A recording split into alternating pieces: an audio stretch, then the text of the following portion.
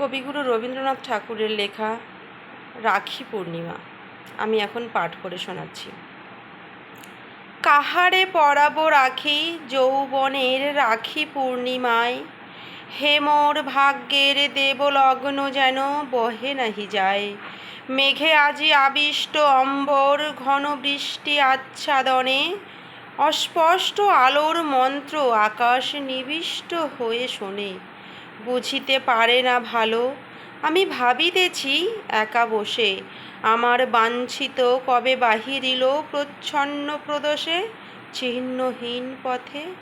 এসেছিল দ্বারের সম্মুখে মোর ক্ষণতরে, তখনও রজনী মম হয় নাই ভোর। হৃদয় স্ফুট ছিল অর্ধ জাগরণে, ডাকে নিশে নাম ধরে, দুয়ারে করেনি করাঘাত। গেছে মিশে সমুদ্র তরঙ্গ রবে তাহার অশ্বের হৃৎসাধ্বনি। হে বীর অপরিচিত, শেষ হলো আমার রজনী। জানা তো হলো না কোন দুঃসাধ্যের সাধন লাগিয়া, অশ্রু তব উঠিল ঝনঝনি, আমি রহিনু জাগিয়া। নমস্কার।